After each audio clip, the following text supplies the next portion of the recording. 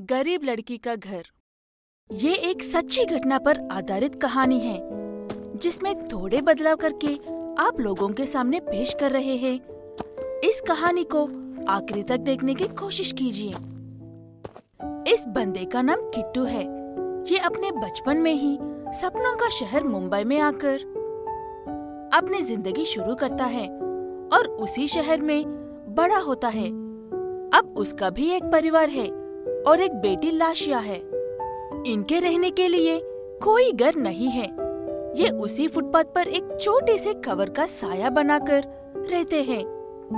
लाशिया अपनी 10वीं क्लास की पढ़ाई पूरी कर चुकी है। पिताजी, मैंने 10वीं कक्षा में अच्छे नंबर लाए थे ना, इसीलिए मुझे एक अच्छे कॉलेज में सीट मिली है पिताजी। तुम मेरी होशियारी बेटी हो बेटा। कितनी मेहनत होने पर भी मैं तुम्हें अच्छे से पढ़ाऊंगा। लाशिया के पिता एक रेहड़ी पर अपने नींबू पानी बेचकर अपना परिवार चला रहे थे। जैसे तैसे उनकी जिंदगी चल रही थी।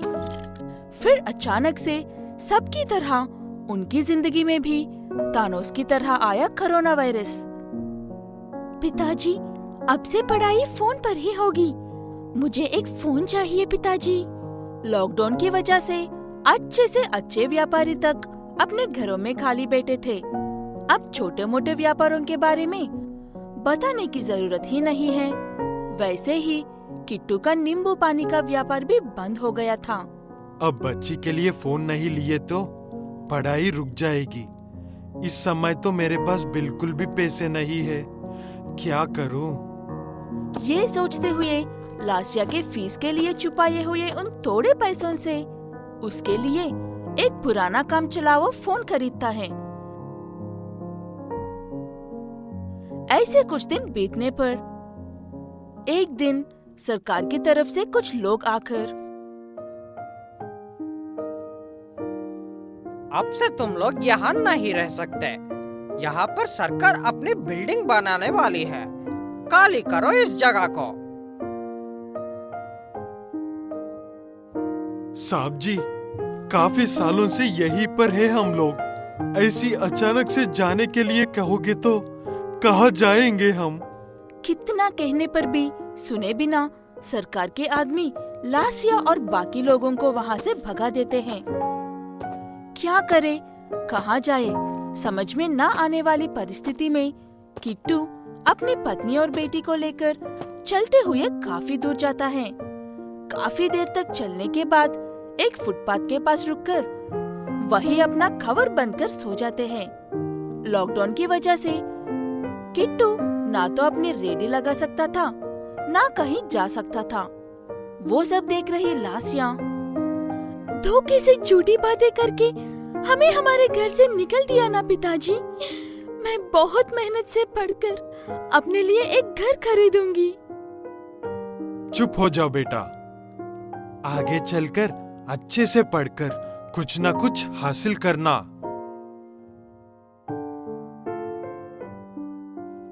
जरूर पढ़ूंगी पिताजी। अच्छे से पढ़कर आपको अच्छे से देख लूंगी। ये कहकर लाशिया बहुत मेहनत से पढ़ाई करती थी।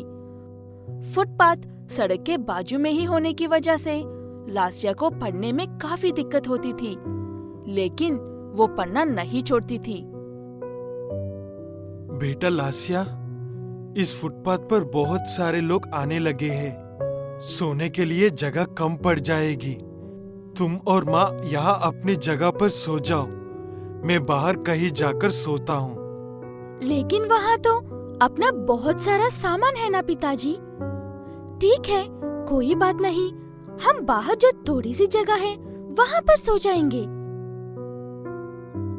ये कहकर अंधेरा होने के बाद लाशिया अपनी माँ के पास जाकर सो जाती है। लेकिन थोड़ी ही देर बाद कुछ शराबी लोग फुल पीकर आकर उनके पास सो जाते हैं। इतने में लाशिया घबराकर उठ जाती है। पिताजी, पिताजी, जल्दी आइए पिताजी। रे, कौन है वहाँ पर? किट्टू ऐसे चिल्लाते हुए लकड़ी पकड़कर गुस्से में जाकर उन्हें वहाँ से भगा देता है। ऐसे एक दिन नहीं, 2 दिन नहीं, ये हर दिन की कहानी थी। हर रोज कोई ना कोई आकर सोने के कुछ ही देर बाद परेशान करने लगता था। इस वजह से उन्हें साथ में लकड़ियां पकड़कर सोना पड़ता था।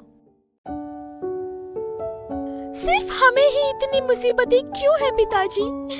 हमारे जैसे लोगों के साथ ही ऐसा क्यों होता है? क्या हमें जीने का हक नहीं है?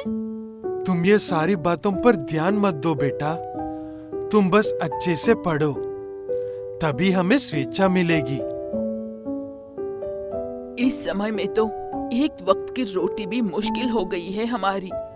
ऐसे समय में उसे कैसे पढ़ाएंगे जी? हमसे नहीं होगा। हमने जो मुसीबतें उठाई है वो हमारी बेटी नहीं उठानी चाहिए। हमारे पास उसे देने के लिए कोई दौलत नहीं है। हम जो दे सकते हैं वो ये पढ़ाई है। मैं जरूर पढ़ूंगी पिताजी, बहुत मेहनत से पढ़ूंगी और अपने लिए एक घर लूंगी जहाँ से हमें कभी कोई निकलने को नहीं कह सकेगा। मेरी जिंदगी यही इकलौती लक्ष्य है। हमारा अपना घर होगा तो ना कोई निकल पाएगा, ना ही कोई पास आकर सोने की हिम्मत कर पाएगा। तुम्हारे पढ़ाई के लिए होने वाले खर्चे के पैसे मैं अपने सर रखकर देना पड़े तो वो भी करूँगा बेटा। तुम बस अच्छे से पढ़ो। मैं भी कोई काम करूंगी जी। हमारी बेटी को अच्छे से पढ़ाते हैं और उसे एक बेहतर जिंदगी देते हैं। ऐसे बात करते हुए तीनों एक दूसरे को गले लगाकर रोने लगते हैं। ऐसे लासिया अभी भी वहीं पर रहते हुए, वहीं पर खाना बनाकर खाते हुए, वहाँ पर बड़ी मेहनत से पढ़ रही है।